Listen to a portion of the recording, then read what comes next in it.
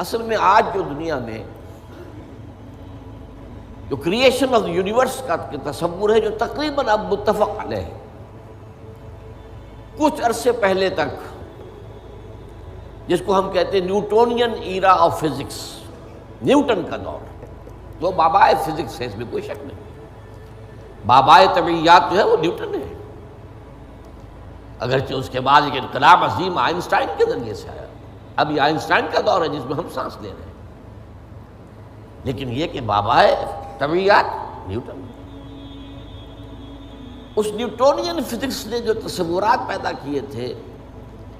اس کا ذہن میں یہ نقشہ تھا کہ یہ کائنات ہمیشہ سے ہے اور ہمیشہ رہے گی، مادہ ہمیشہ سے ہے اور ہمیشہ رہے گا،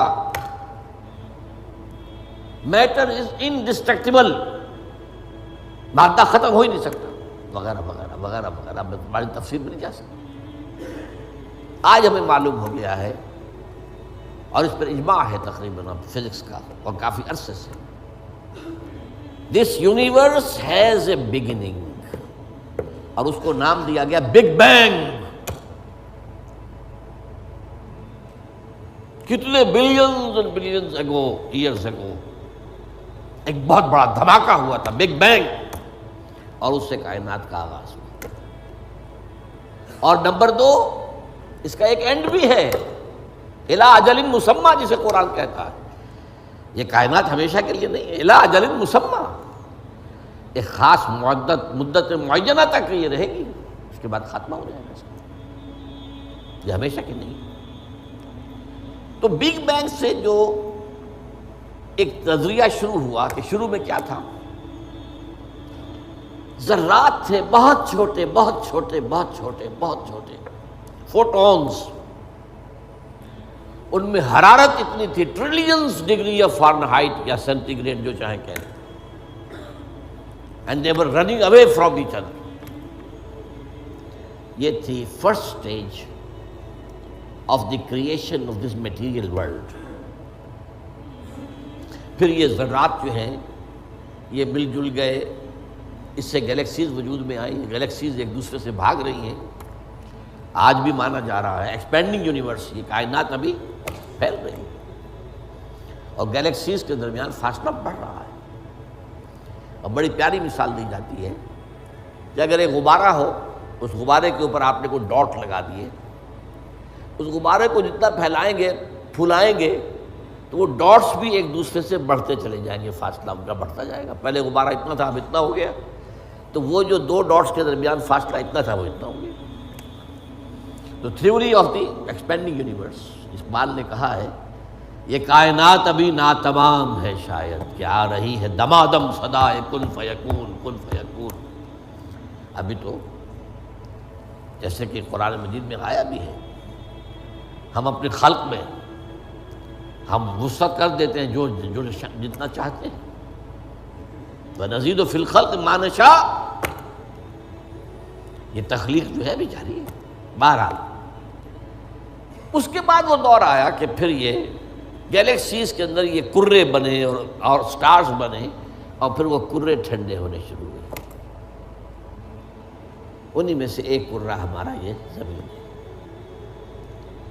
یہ آگ کا کرہ تھا، آگ کا جیسے سورج ہے، لیکن ٹھنڈا ہوا، ٹھنڈے ہونے سے یہ سکڑا، تو اس پر اونچائیاں اور نیچائیاں پیدا ہوئی، اس میں سے جو بخارات نکلے انہوں نے جا کے ایٹماسفیئر کی شکل اختیار کی،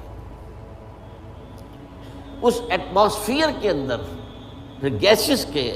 باہمی انٹریکشن سے پانی پیدا ہوا، اور ہزارہا برس تک پانی برستا رہا، پانی برستا رہا، پانی برستا رہا، جس سے سمندر وجود میں آیا، اور وہ جو زمین ٹھنڈی ہوئی تو اوپر کرسٹ آف دی ارتھ جو آیا ہے، وہ اور پانی، اس کے امتزاج سے اس کرۂ ارضی پر حیات کا آغاز ہوا، اور اس حیات کی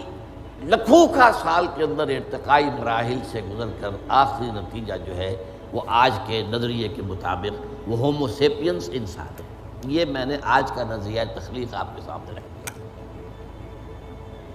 اس میں سے پہلے حصوں کے بارے میں تو اب اختلاف نہیں ہے، البتہ یہ کہ ایولیوشن کے بارے میں ظاہر بات ہے کہ اختلافات ابھی ہیں، لیکن یہ کہ یہ نظریہ ہے، اگرچہ بایولوجی کے میدان میں تھیوری آف ایولیوشن جو ہے اسے قبول نہیں کیا گیا، لیکن یہ ہے کہ ویسے اس کو تسلیم کیا جاتا ہے as a matter of fact. انسان کی سوچ میں، سوشل سائنسز میں، ہر چیز کے اندر جو ہے وہ تھیوری آف ایولیوشن گھس چکی ہے۔ اب جو بات اس میں نہیں آئی ہے وہ بات میں آپ کو بتا رہا ہوں۔ This big bang was the beginning of the material universe. اس سے پہلا ایک دور ہے جسے سائنس نہ دیکھ سکتی ہے، نہ جان سکتی ہے، نہ اس تک اس کی پہنچ۔ اس سے پہلے بھی ایک حرف کن آیا تھا، جیسے ایک حرف کن سے بگ بینگ ہوا ہے۔ بگ بینگ کس چیز میں ہوا ہے وہ ابھی میں بتاتا ہوں۔ اللہ تعالیٰ کے پہلے اولین حرف کن سے ایک بہت لطیف نور پیدا ہوا۔ یہ لطیف نور کیوں کہہ رہا ہوں؟ اس میں حرارت نہیں تھی، حرکت بھی نہیں تھی، لطیف۔ اس سٹیج پر اس لطیف نور سے انسانی ارواح پیدا کی گئی اور فرشتے پیدا کیے۔ یہ پری بگ بینگ معاملہ ہے۔ ارواح انسانیہ میٹیریل نہیں ہے، ان کا تعلق اس یونیورس میٹیریل یونیورس سے نہیں ہے۔ یہ تو بگ بینگ سے پہلے کی بات ہے، فرشتے اور ارواح انسانیہ۔ جسد نہیں تھا، صرف روحیں تھیں، لیکن ہر ایک کی روح تھی۔ آدم سے لے کر آخری انسان جو آئے گا دنیا میں قیامت سے تب پہلے تک، سب کی ارواح موجود تھی، اور ان سے عہد لیا تھا اللہ نے، الست بربکم قالوا بلی۔ اب جو آدمی اس بات کو نہیں مانتا وہ کیسے سمجھے گا کس سے عہد لیا تھا؟ جدید دور کے ایک مفسر نے لکھا اپنی تفسیر میں، یہ عہد انسان کی تخلیق سے قبل عالم غیب میں لیا گیا۔ میں نے ان سے عرض کیا کہ حضور یہ تو جملہ آپ کا محمل ہے، جو شے پیدا ہی نہیں ہوئی اس سے کیسے عہد لے لیا؟ عہد و معاہدہ تو ہوتا ہے جو موجود ہے، اور پھر اس میں بھی یہ الفاظ آتے ہیں، میں بقائمی ہوش و حواس یہ اقرار کر رہا ہوں، فل کانشسنس، سیلف کانشسنس کے ساتھ آدمی ایک عہد کرتا ہے، ایک اقرار کرتا ہے، ایک معاہدہ کرتا ہے۔ تب میں نے جب ان سے عرض کیا تو انہوں نے مانا کہ ہاں تمہاری بات ٹھیک ہے، یہ عہد اجساد انسانیہ کی تخلیق سے قبل ارواح انسانی سے لیا گیا۔ یہ ایک سٹیج تھی جس میں ارواح پیدا کی۔ اس عالم ارواح میں جبکہ ابھی میٹیریل ورلڈ شروع نہیں ہوئی، ابھی وقت کا کوئی تصور نہیں ہے۔ یہی وجہ ہے کہ عالم ارواح میں جو کچھ ہوتا ہے اس میں وقت نہیں لگتا، کن فیکون، کن فیکون۔ عالم خلق میں آ کر وقت لگتا ہے۔ آسمان اور زمین 6 دنوں میں پیدا کیے ہیں، وہ دن ہمارے 24 گھنٹے والے دن تو نہیں ہے۔ انسان کے ایک نطفے سے لے کر ایک بچے کے مکمل ہونے تک 9 مہینے لگتے ہیں، ٹائم لگتا ہے۔ عالم ارواح میں ملائکہ کے لیے کیا خیال ہے آپ کا؟ جبرائیل کو عرش معلیٰ سے یہاں آنے میں کوئی وقت لگتا ہے؟ ٹائم ایلیمنٹ ہے ہی نہیں۔ ابھی یہ اس دور کی پیداوار ہے جبکہ ابھی ٹائم پیدا ہوا ہی نہیں۔ Time and space, time and space جو ہے یہ کانسیپٹ ہے بگ بینگ کے بعد کا۔ حرکت بھی ہے تو اسی کے بعد جو وقت کا تصور پیدا ہوگا، دی پاسنگ ٹائم۔ لہذا یہ ارواح انسانیہ پیدا کی گئی جبکہ ابھی میٹیریل یونیورس کی ابتدا نہیں ہوئی تھی، اور ان کو ایک کولڈ سٹوریج میں رکھ دیا گیا۔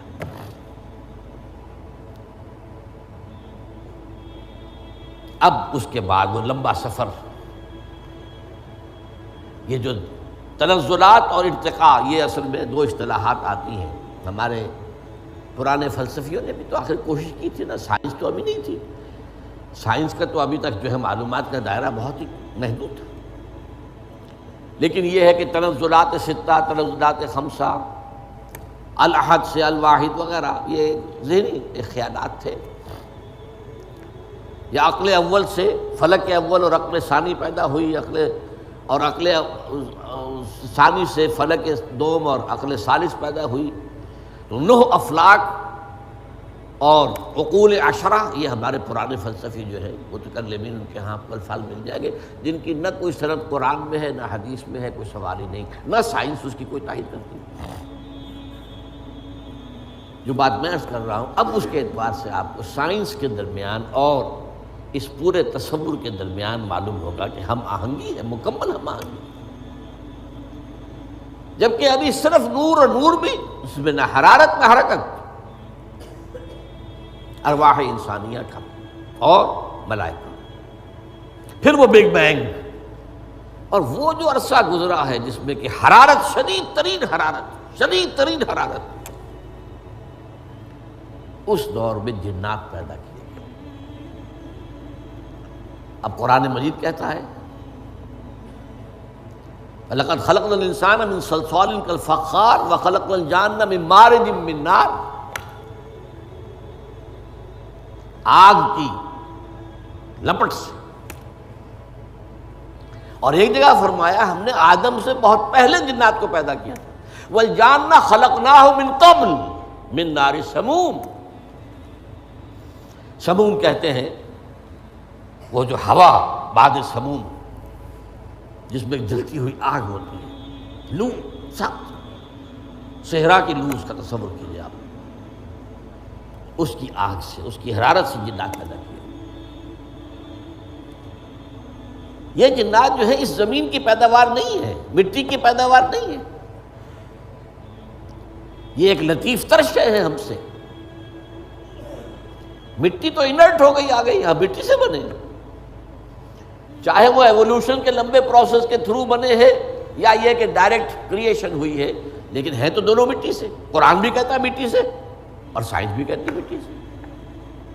تو ہم نکلے کرسٹ آف دی ارتھ، اور قرآن بھی کہتا ہے وَجَعَلْنَا مِنَ الْمَاءِ كُلَّ شَيْءٍ حَيٍّ، ہر شے میں حیات جو ہے، اس حیات کا منبع اور سرچشمہ پانی ہے۔ مادہ تخلیق جو ہے حیوانات ارضی کا، جن میں انسان بھی شامل ہے، وہ تو ہے مٹی، لیکن منبع حیات پانی۔ وَجَعَلْنَا مِنَ الْمَاءِ كُلَّ شَيْءٍ حَيٍّ، اور یہی سائنس کہتی ہے کہ سمندر کے کنارے پر، دلدلی جگہوں پر، وہاں کیا ہوتا تھا کہ ابھی پانی پیچھے ہٹ گیا ہے، پھر پانی آ گیا ہے، پھر پھٹ گیا ہے، یہ تعامل چل رہا ہے، اور اس کے نتیجے میں وہاں جو کیمیکل کمپاؤنڈز تھے، اس کے بعد آرگینک کمپاؤنڈز بنے، اس کے بعد اسی کے اندر جو ہے جو حیات کا جرثومہ پیدا ہوا، ایک سیل ایمیبا، یہ ان کا کہنا ہے، میں اس وقت اس کی نہ تصدیق کر رہا ہوں نہ تردید کر رہا ہوں، جو بتا رہا ہوں آپ کو کہ دونوں کا ایک یہ جو ہے بات متفق علیہ ہے کہ مٹی سے اور پانی سے بنے، اس میں کوئی اختلاف نہیں۔ اب یہ سلسلہ جو چلا ہے، اب وہی کہانی جو ہے یہ دہرائی جا رہی ہے، وہی ایک سیل سے رحم مادر میں بچہ پروان چڑھ رہا ہے، جو ہو سکتا ہے 9 ملینز آف ایئرز میں ہوا ہو، ایک جرثومے سے لے کر انسان تک کا معاملہ وہ رحم مادر میں 9 مہینے میں ہو رہا، یہ سیم پروسیس، سنگل سیل، اور اس کے یہ مراحل ہیں۔ تو زندہ تو ہے، نطفہ بھی زندہ، علقہ بھی زندہ، مضغہ بھی زندہ، ماں کی طرف سے آنے والا بیضہ بھی زندہ، مرد کے نطفے اور ماں کے بیضے سے امتزاج سے وجود میں آنے والا زائگوٹ نطفۃ امتحان، وہ بھی زندہ، لیکن جب 120 دن ہو جاتے ہیں تو اب یرسل الملک، اب وہ فرشتہ بھیجا جاتا ہے، وہ رحم مادر میں وہ روح، اس کی روح، میری روح جو وہاں تھی، وہ لا کر میری والدہ کے رحم میں وہ جو میرا حیولہ وجود میں آیا تھا اس کے اندر پھونکی گئی ہے، تب میں بنا ہوں، میرا وجود انسان کی شکل اختیار کیا۔ یہ ہے در حقیقت